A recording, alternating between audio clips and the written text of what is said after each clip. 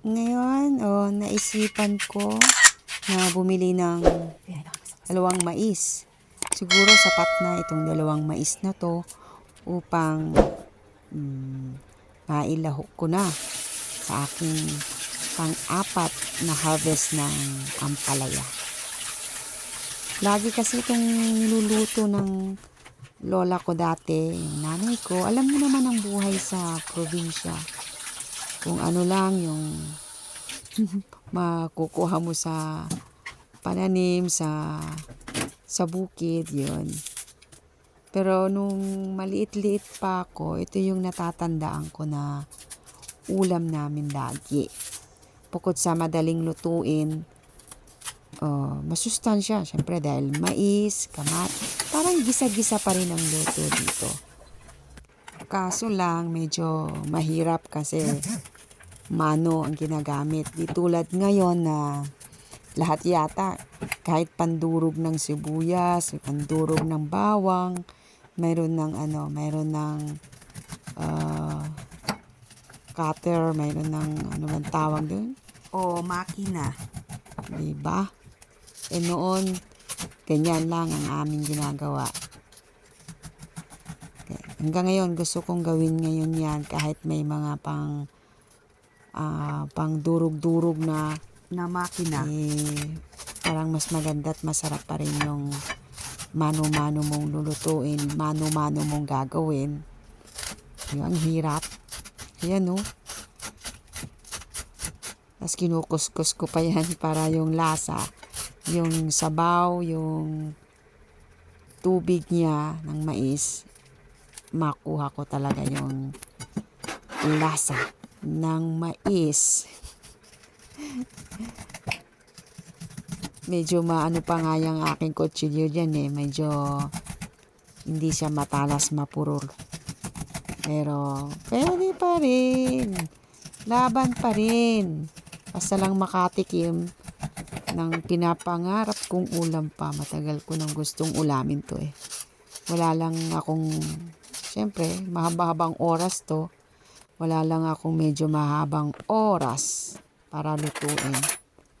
Tsaka, iniisip ko baka kasi hindi magustuhan ng mga anak ko dahil halos ngayon lang din ako naglutong ngayon dito sa Espanya.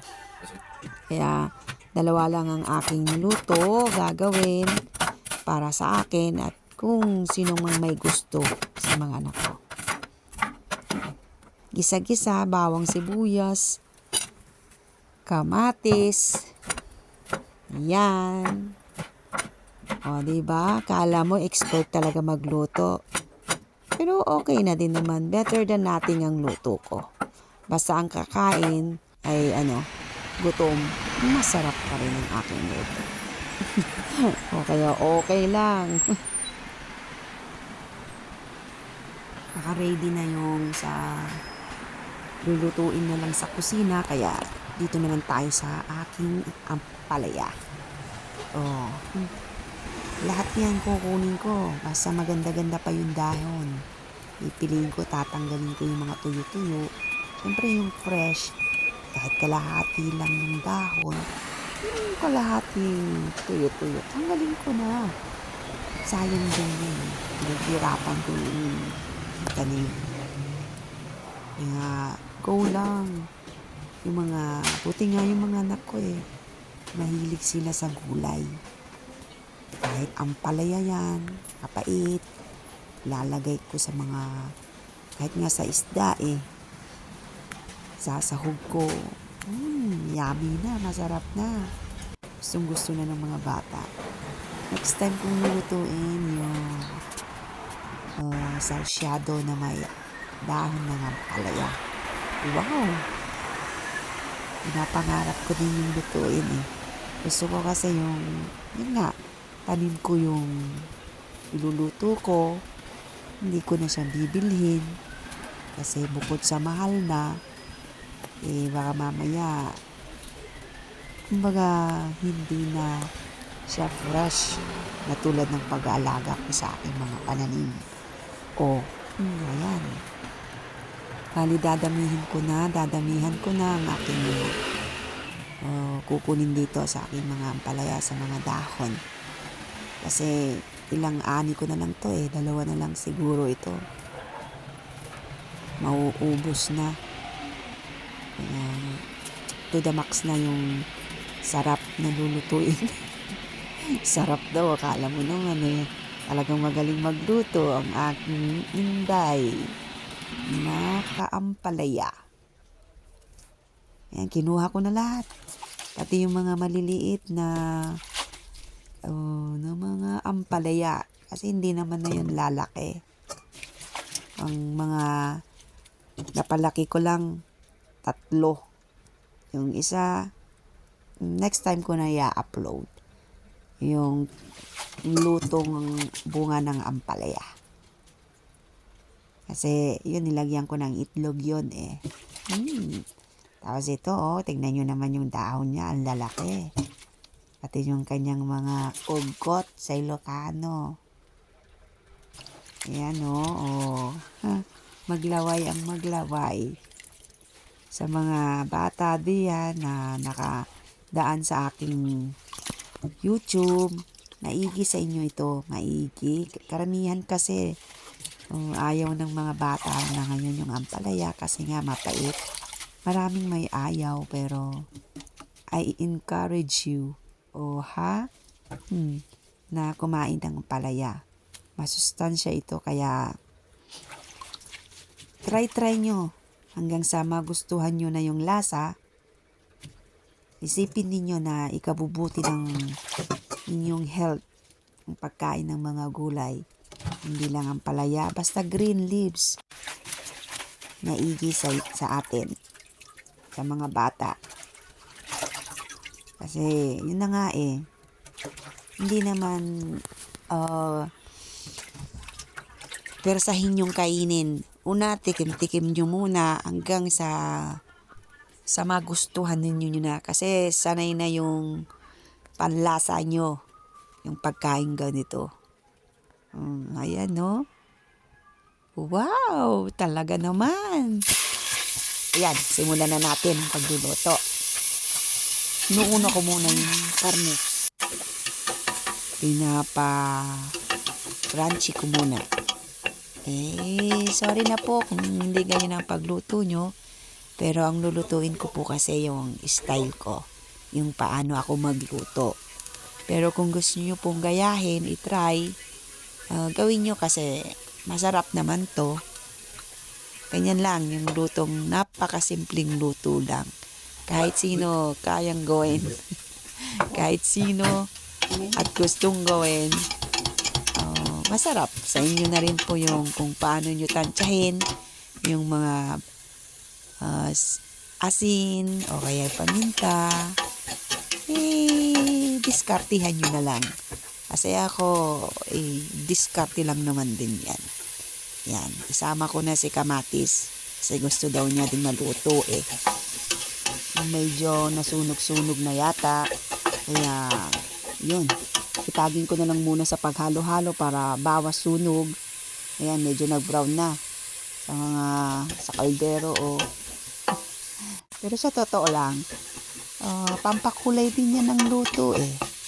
Kasi yung para bang hindi siya makulay, parang anemic ang dating.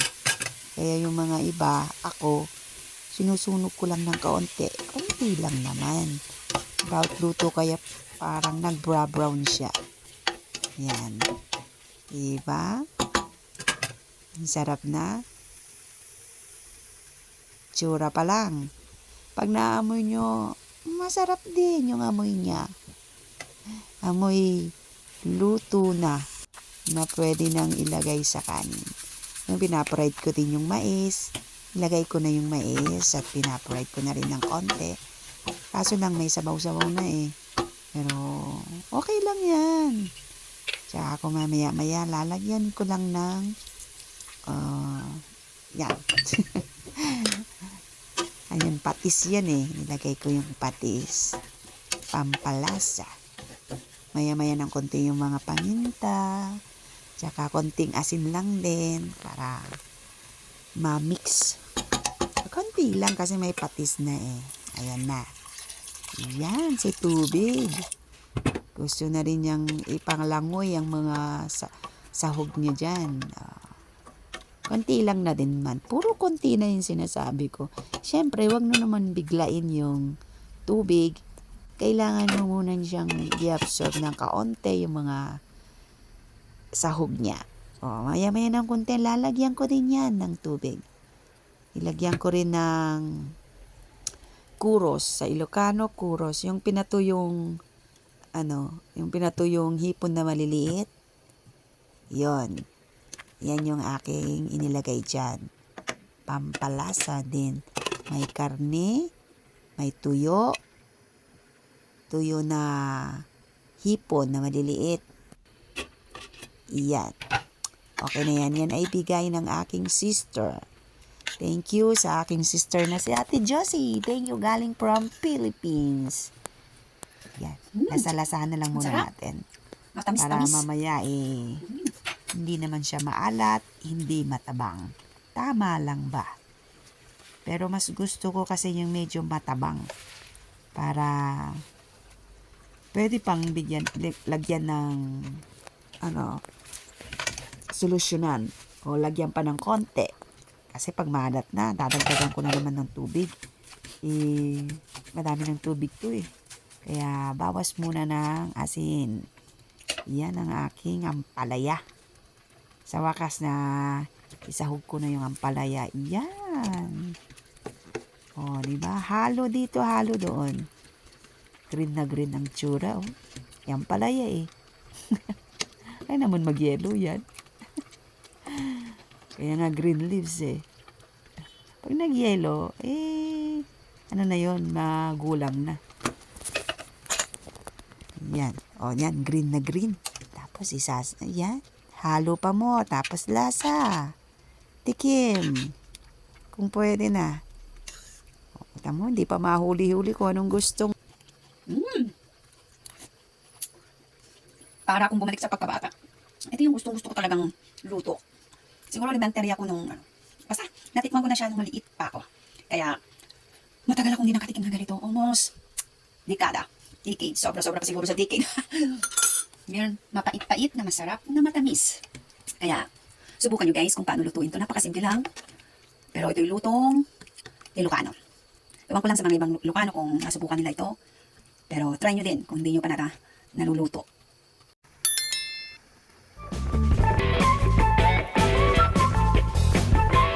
Yan na yung ating mga pinagtabasang palaya. Akala mo naman ilang hektarya yung kinuhanan ko. Ayan, ayan. Ayan. Selfie!